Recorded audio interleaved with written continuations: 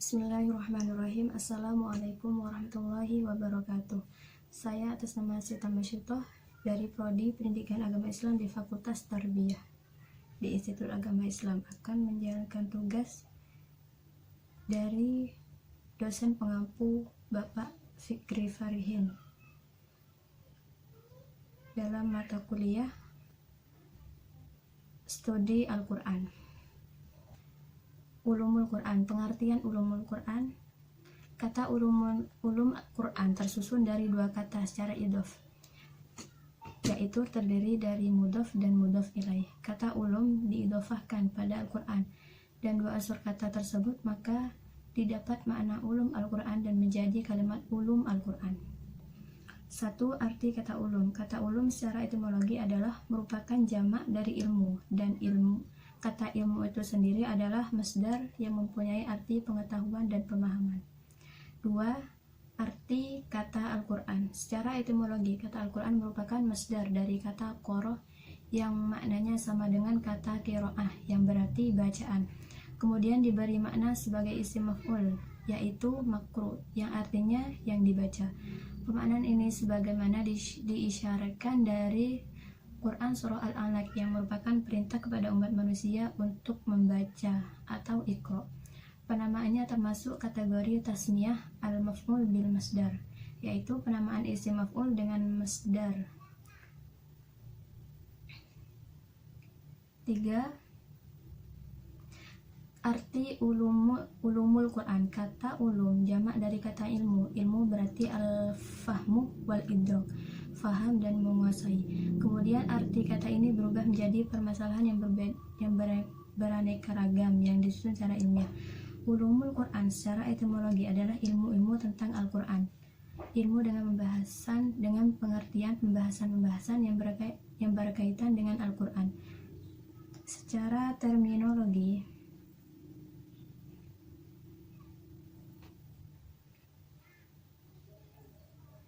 ulumul Quran merupakan suatu ilmu yang mempunyai ruang lingkup pembahasan yang sangat luas. Ulumul Quran meliputi semua ilmu yang ada kaitannya dengan Al-Quran, baik berupa ilmu-ilmu agama seperti ilmu tafsir maupun ilmu-ilmu bahasa Arab, seperti ilmu balaghah dan ilmu i'rab Al-Quran.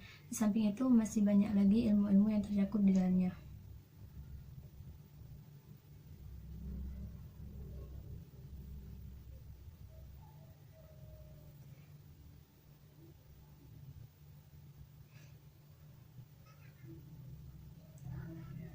Sejarah dan perkembangan ulumul Quran. Meliputi sejarah perkembangan ulumul Quran dimulai menjadi beberapa fase, di masa tiap-tiap fase menjadi dasar bagi perkembangan menuju fase selanjutnya, hingga ulumul Quran menjadi sebuah ilmu khusus yang dipelajari dan dibahas secara khusus pula. Berikut beberapa fase atau tahapan perkembangan ulumul Quran. Embrio awal ulum Quran. Pada masa ini berupa penafsiran ayat Al-Quran langsung dari Rasulullah SAW kepada para sahabat. Begitu pula dengan antusiasme para sahabat dalam bertanya tentang makna suatu ayat, menghafalkan dan mempelajari hukum-hukumnya. Rasulullah SAW menafsirkan pada beberapa ayat. Dan Uqbah bin Amr, ia berkata, aku pernah mendengar Rasulullah SAW berkata atas mimbar, dan siapkan untuk menghadapi mereka kekuatan yang kamu sanggupi. Surat Al-Anfal ayat 60.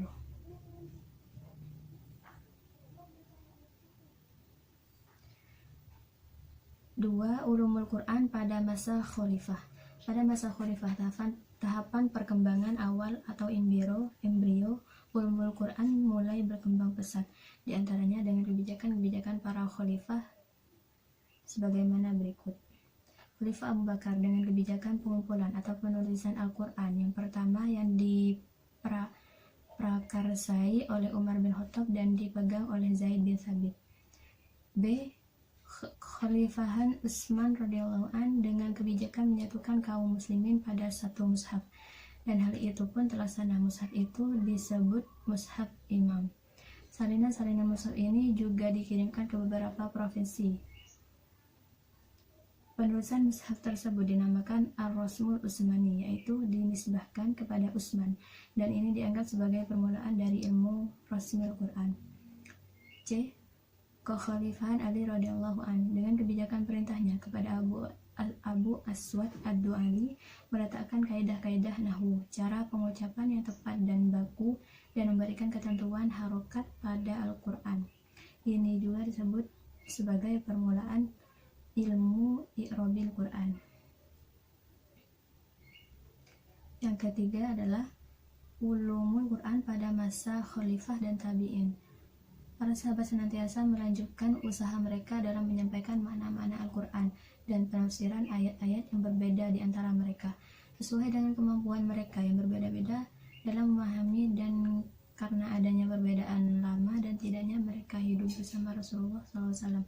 Hal demikian diteruskan oleh murid-murid mereka, yaitu para tabi'in.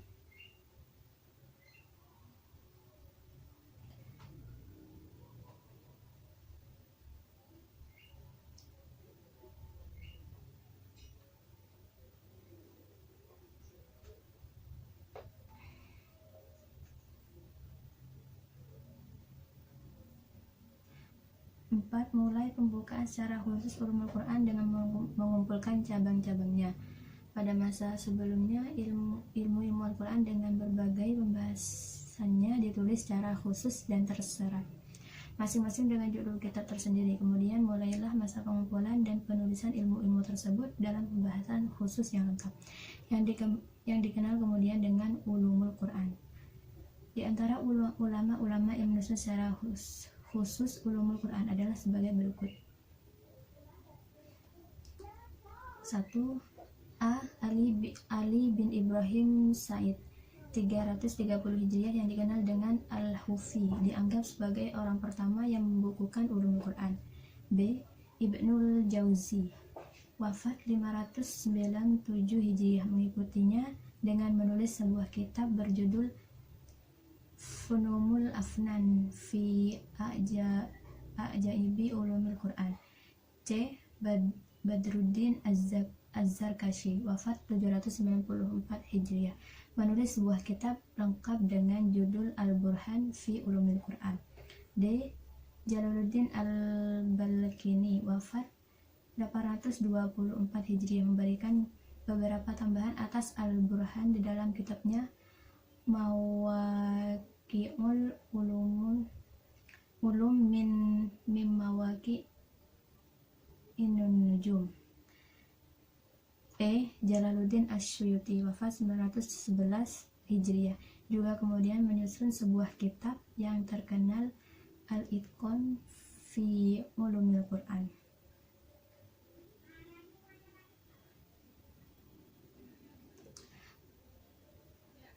Pembahasan tersebut dikenal dengan sebutan Ulumul Quran.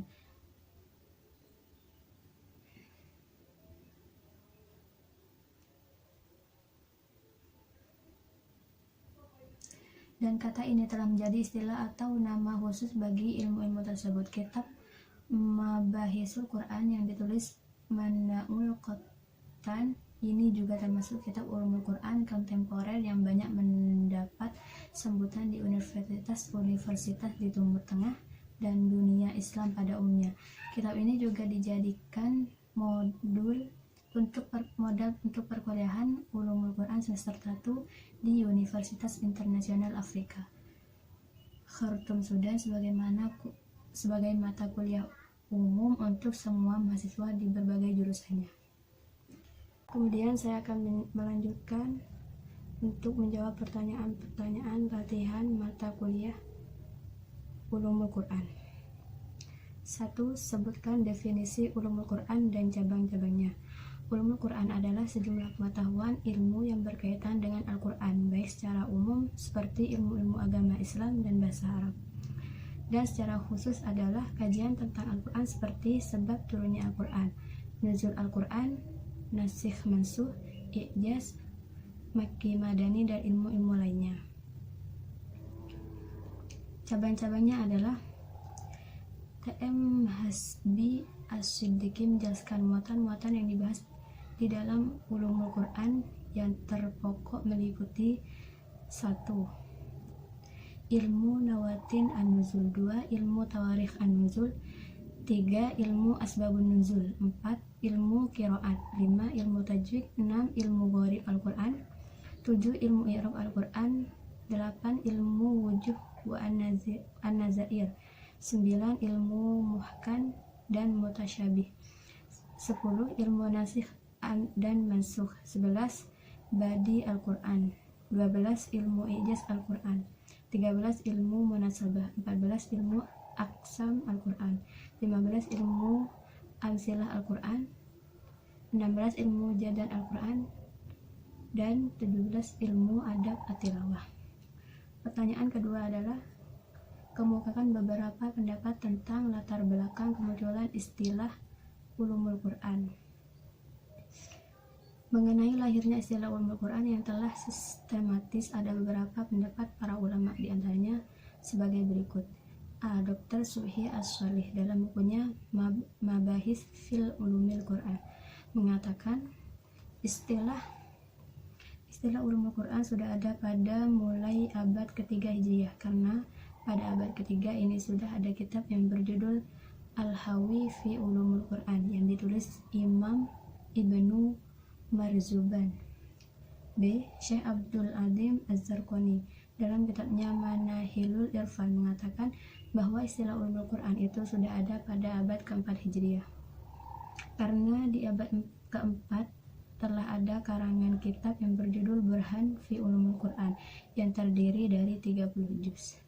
C. Jumhur ulama dan para ahli sejarah ulumul Quran berpendirian istilah ulumul Quran yang mudawaman atau sistematis itu ada pada ke-7, sebab baru akhir abad ke-7 baru yang memakai istilah ulumul Quran, yaitu kitab Fununul Afnan fi Ulumul Quran dan kitab Al-Mujtaba fi Ulumin Tata Alaku bil Quran yang ditulis Abu Faraj Ibnu Fauzi 597 Hijriah, karena dengan kitab tersebut sudah menyebar dan sudah banyak dibaca orang. D. Profesor Dr. Hasbi As-Siddiqi dalam bukunya menyebutkan bahwa istilah ulumul Quran baru sejak abad ke-7. Ternyata Imam Al-Kafiji wafat 879 Hijriah, orang pertama kali yang membukukan ulumul Quran, sebab pada abad itulah baru ada buku ulumul Quran yang ditulis dan dibukukan orang, sehingga barulah lahir istilah ulumul Quran. Pertanyaan ketiga adalah kemukakan perkembangan ulumul Quran pada 2 fase. 1. Fase sebelum kodifikasi atau Qobla Asr at-Tadwin. Pada fase sebelum kodifikasi ulumul Quran kurang lebih sudah merupakan benih yang kemunculannya sangat dirasakan semenjak Nabi masih ada. Hal ini ditandai dengan kegairahan para sahabat untuk mempelajari Al-Quran dengan sungguh-sungguh. Terlebih lagi di antara mereka, sebagaimana diceritakan oleh Abu Abdurrahman As-Sulami, ada kebiasaan untuk tidak berpindah kepada ayat lain sebelum dapat benar-benar memahami dan mengamalkan ayat yang sedang dipelajarinya. Mereka mempelajari sekaligus mengamalkan ayat yang sedang dipelajarinya. Tampaknya itulah sebab mengapa Ibnu Umar memerlukan waktu 8 tahun hanya untuk menghafal surat Al-Baqarah. 2. Fase kodifikasi atau Asr at-Tadwin. Pada fase sebelum kodifikasi ulumul Quran, juga ilmu-ilmu lainnya belum dikodifikasikan dalam bentuk kitab atau mushaf. Satu-satunya yang sudah dikodifikasikan saat itu adalah Al-Quran. Fenomena itu terus berlangsung sampai ketika Ali bin Abi Thalib memerintahkan Abu Al-Aswad Ad-Du'ali untuk menulis ilmu nahwu. Perintah Ali inilah yang membuka gerbang pengodifikasian ilmu-ilmu agama dan bahasa Arab. Pengodifikasian itu semakin marak dan meluas ketika Islam berada pada tangan pemerintahan Bani Umayyah dan Bani Abbasiyah pada periode awal pemerintahannya. Pertanyaan keempat adalah ruang lingkup ulumul Quran terdiri dari 6 hal. Sebutkan ke-6 hal tersebut. Hasbi telah memperinci tentang ruang lingkup ulumul Quran yang secara garis besar terdiri dari persoalan sebagai berikut. 1. Persoalan turunnya Al-Quran atau nuzulul Quran, yaitu pembahasan menyangkut tempat dan waktu turun ayat Al-Quran, sebab-sebab turun dan sejarah turun Al-Quran. Persoalan 2. Persoalan sanad atau rangkaian para periwayat, yaitu pembahasan menyangkut sanad yang mutawatir, ahad, shot, bentuk qiraat Nabi, para periwayat dan para penghafal Al-Quran, dan cara tahammul atau penerimaan riwayat. 3. Persoalan qiraat atau ilmu tentang cara pembacaan Al-Quran, yaitu pembahasan yang menyangkut waqaf, ibtida, imalah, mat, takhfif, hamzah, idgham. 4. Persoalan kata-kata Al-Quran, yaitu pembahasan yang menyangkut lafaz Al-Quran seperti gharib, mu'rab, majaz, mushtarak, muradif, isti'arah, dan tasbih. 5. Persoalan makna-makna Al-Quran yang berkaitan dengan hukum, yaitu pembahasan yang menyangkut am, khos, nas, zahir, mujmal, mufassal, mantuk, mafhum, mutlak, muqayyad, muhkam, mutasyabih, musykil, nasikh, mansukh. 6. Persoalan makna Al-Quran yang berkaitan dengan kata-kata Al-Quran, yaitu pembahasan yang menyangkut lafaz, yaitu fasol, wasol, ijaz, itnab, musawwah, dan qasr. Pertanyaan kelima adalah jelaskan secara rinci perkembangan Al-Quran pada saat Nabi masih hidup. Pada masa Nabi, ilmu Al-Quran belum dibukukan karena umat Islam belum memerlukan, serta ulumul Quran masih belum ada. Sebab waktu itu Rasulullah SAW masih hidup, sehingga jika terdapat suatu pertanyaan atau permasalahan mengenai Al-Quran bisa ditanyakan langsung kepada Rasul. Kemudian diingat dalam pikiran dan hati para sahabat. Selain alasan di atas, belum adanya kebutuhan untuk menulis kitab-kitab tentang ulumul Quran merupakan alasan dibalik belum munculnya ulumul Quran pada masa Nabi. Terdapat beberapa orang yang ditunjuk untuk menuliskan Al-Quran, yakni Zaid bin Sabit, Ali bin Abi Thalib, Muawiyah bin Abu Sufyan, dan Ubay bin Ka'ab. Sahabat yang lain juga kerap menuliskan wahyu tersebut, walau tidak diperintahkan. Media penulisan yang digunakan saat itu berupa pelepah kurma, lempengan batu, daun lontar, kulit atau daun kayu, pelana, potongan tulang belulang binatang, dan potongan tulang belulang binatang. Di samping itu, banyak juga sahabat-sahabat langsung menghafalkan ayat-ayat Al-Quran dan setelah wahyu diturunkan.